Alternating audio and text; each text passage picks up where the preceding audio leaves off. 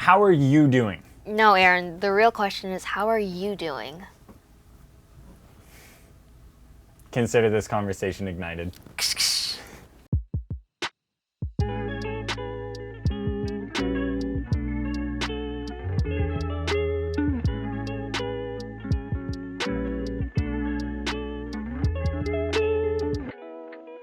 Hey guys, welcome back to Ignite. My name is Sarah Manuel, and I am a sophomore out of the School of Journalism and Communication. Hi guys, my name is Aaron Patterson, and I am also a sophomore out of the SJC. Today we're going to get into it again, per usual. Never get a break. Hefty topics swinging at us left and right. Mental health. Mental health today. We're tackling mental health. Yes, sir. But before we get into the heftiness of this topic, we are going to toss things over to Cass, who went on the street to ask you guys how you guys were doing. So let's see that.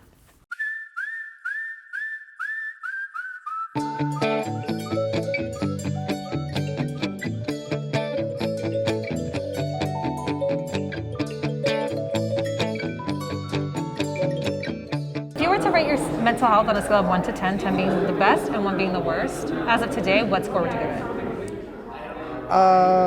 6. Why? Because I think I just been really overcrowded, so I think I just need a little bit of rest. Today I'm probably sitting at like an 8.5. Around a 7. Okay, why? Mainly because I'm just tired. I would say my current mental health is 8. My mental health today is about an 8. And that's because I'm doing what I love to do, and that is to talk to young people about literature evangelism. A 4 or 5. It's pretty stressful right now with homework and stuff. I would say it's 7. Yes. Why 7? I think anatomy and physiology is a really hard class, so that has me a little bit stressed, but not too stressed because I know I got this. I think today I'm like an 8 or 9. Of 1 through 10, probably like a 9 or a 10. And I would say it's that just because I spend time with God every morning. Just read my Bible and pray, and that gets me throughout the day. So we're going to take it a step further. That's a really good video. We actually put up a poll on Ignite's Instagram and on my story with 2 questions. She's going to discuss one of them. I got the responses, and I'm going to tell you a couple of the responses for the first question. How is your mental health? Which hefty question. A big one. Not easy to answer. There were actually a couple responses that were, I'm doing really good right now. There was one that said, I'm doing the best I have ever been doing, which is awesome. Amazing for them. Couple people who didn't know they had a mental health, but the vast majority was either, I've been better, or I'm really not doing well at all. But there's hope to this as well. Yes, we also asked people how they coped with mental health and the struggles and all that. Most of them said they exercised, they hung out with friends. Some people mentioned pets, which I think is really cool, fluffy friends. And there's one particular one that Aaron and I really liked. They said that every night they would write down 7 things they were thankful for, because you can't dispute your own writing. I thought that was pretty amazing. Mm-hmm. So there's only 2 chairs this time, because we're not interviewing. Actually, we're the guests. There's no guest. We're the guest. There's no other guest. Scary. We're going to be talking about our own mental health journeys, because Sarah and I both thought it was really important for this kind of conversation to take place. And I mean, how hypocritical would it be for us to sit up here and talk about how important it is to seek out help and counseling and other forms, and talk about how you're doing, and then never talk about how we're doing. So, You gonna start us off? I think so. Yeah. I think so. Well, honestly, there's mental health is a really broad conversation, and it's such a specific thing. We were talking before we actually started shooting this about how mental health is almost like a fingerprint. Yep. It's difficult to compare where you're at in your mental health journey, or whether or not you are actually doing good or bad, because there's no blueprint. There's no set, this is good mental health. This is what it's supposed to be, because it's different for everyone, your upbringing. I mean, I have always dealt with ADHD from a young age, and ADHD is this really fun thing. It's actually a really fun thing. It makes life super exciting. Oh my goodness. But it's I'll have, best way to describe it is I can feel oftentimes just the smallest piece of fabric pull on a hair. It's really not a bad thing. It's just every small thing. Anyone with ADHD or ADD right now Did not know that. is resonating. They know exactly what I'm talking about. Something in their shirt, and they'll be you get distracted all the time. When you're reading things on tests, you'll read it 5 or 6 times, and Still won't make any sense. It'll sound like gibberish. When I was a little kid, it used to be so bad. I'd be up until 4 a.m. most nights. I mean, 2, 3, 4 a.m. And it felt like there were bubbles under my skin. Like, it just felt like I had so much energy. Were like, you like all the confused time. as a kid, like what is happening to me? Yeah, I mean, yes, and also no, because as a kid, it's like you have that black and white, Oh, so like this is view of life. normal. So it's Everyone like, feels everyone this. has this. Yeah. Everyone's going to sleep this late. But the reality is, I mean, my childhood, I spent probably half of my elementary school experience in the principal's office, a fourth in my dad's office because he was the pastor, and so I got to walk across the street with my teacher in trouble a lot. And then a fourth in the classroom. So I did get that fourth study time. So technically, I'm still in like 3rd grade. It doesn't matter. It doesn't matter. But ADHD was always a major struggle for me growing up. I bet. It actually manifested into something that was a lot harder, though. Because as I grew up and in the school system that we're in, it's really important for you to be able to sit down, shut up, Yeah. and focus. And to be the class clown or loud is very distracting. Teachers don't like that. No, they don't. And they have a hard job. And each year I've gotten better and better at pulling down that hyperactivity, that H. But the more energy, this is the best way I can think to put it, the more energy that I've decided not to allow to come out, the more energy there is on the inside, and it's just kind of hanging in there. Negative energy, and it's produced a lot of anxiety and depression at its worst points. So things like panic attacks and getting into really depressive states. I this is something I haven't told probably anyone except, I mean, maybe 2 people. Inside scoop. In 6th grade, I hit a really bad point. My brother was in the hospital. It was this whole big thing where I actually was self-harming a little bit. And it wasn't as much because I'm not trying to, I don't want to pretend I can relate to that community because I was doing it because that was my understanding of what depressed people did. Oh. I was feeling depressed and really sad, and so I cut my arm with scissors a couple times because that's what they did. Yeah.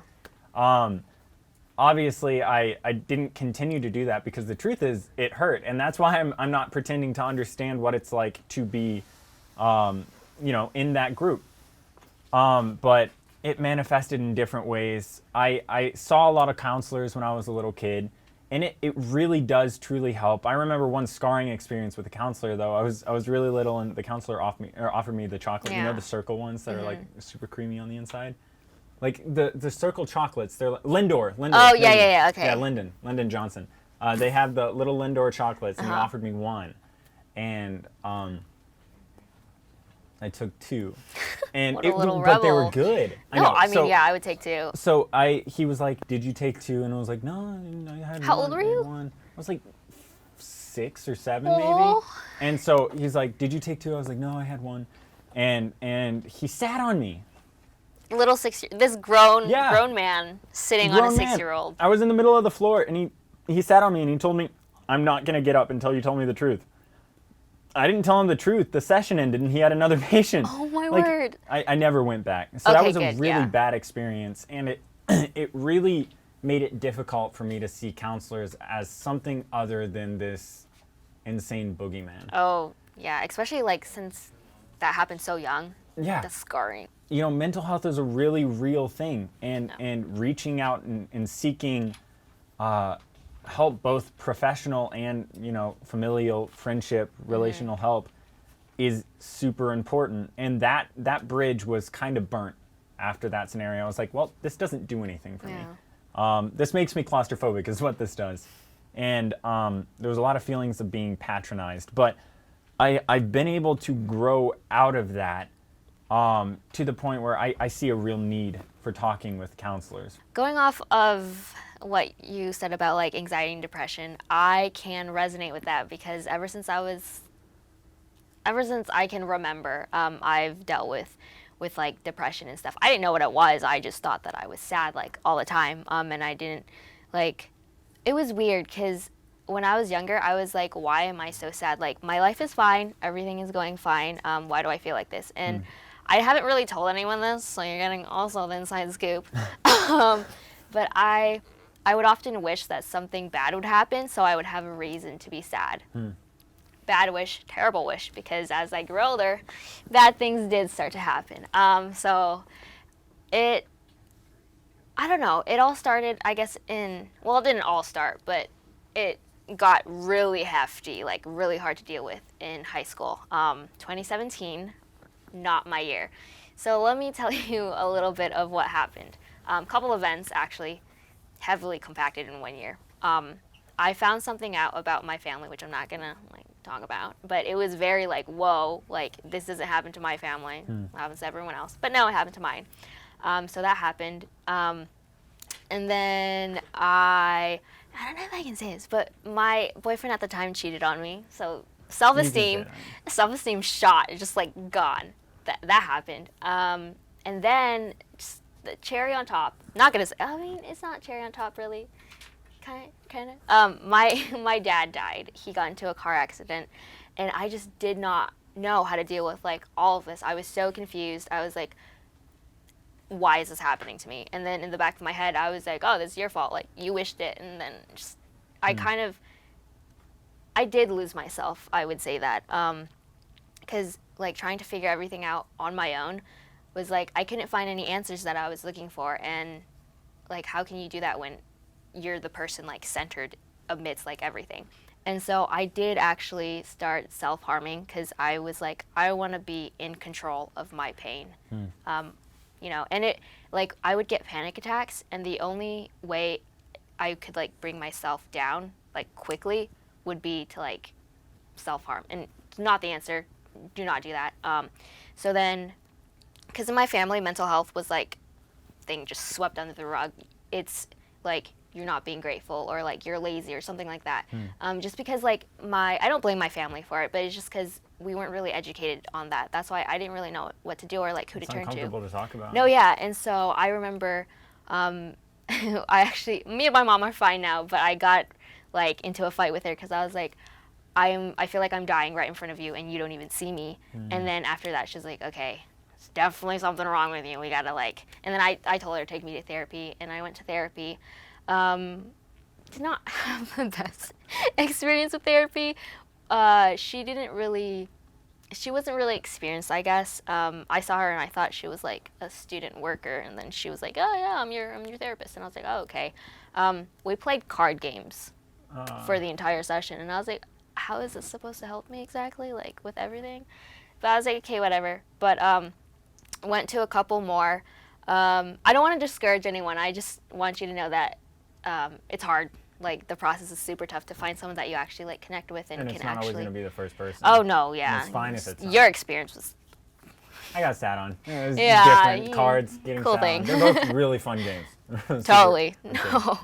But yeah, so it's definitely a struggle. And now I still try to go to counseling. Sometimes I'm like, oh, I gotta focus on my school and my work. Don't have time. But you have to make time, because if not, everything else is just gonna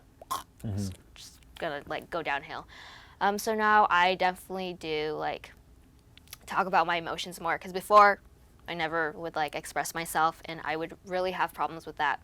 So I surround myself with people who support me and love me. And also, another thing, I am on medication, so it's not a super weird thing, because I used to be ashamed of it, because someone who I was close to was if anyone found out, I would be embarrassed of you. And I was like, wow, thanks for that. So it was just a lot. But yeah, I just want to say that sometimes you need that extra boost to help you going throughout your day.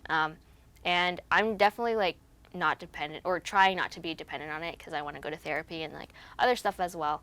So it's just really keeping myself in check, analyzing how I'm feeling, and if I do feel I'm having really bad days where really bad thoughts would come into my head, I will reach out to my friends and be like, hey, not feeling too great. Yeah. Definitely don't want to do something I'm going to regret, so I'm just going to talk to you and keep you with me and stuff like that. So these conversations are important, and I mean, if anyone is ever going through something, Sarah and I have been through our own things. That Yes. doesn't claim to understand the pain that you might have felt, but just know at least 2 listening ears are here. I know everyone on our production team as well.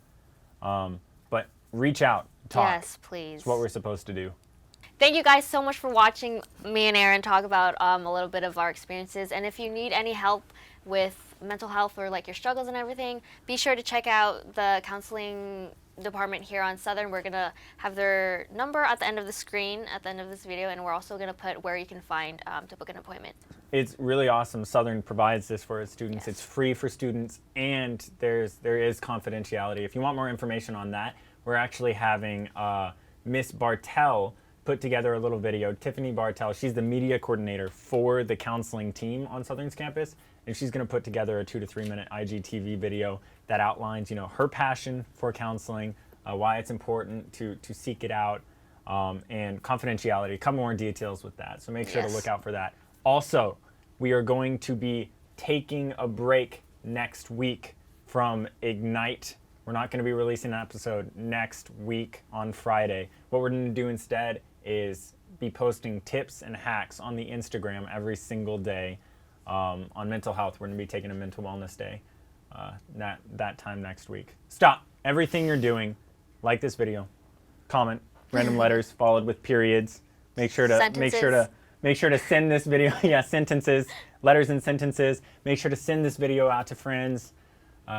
Boost that engagement. Please, by all means. Thank you. But anyways, yes. So if you want to see the extended version of Cass on the Street from this video, we couldn't add everything in since it was very extensive. But all of your interviews should be found on IGTV. So make sure to check that out. Yes. Thank you so much for watching.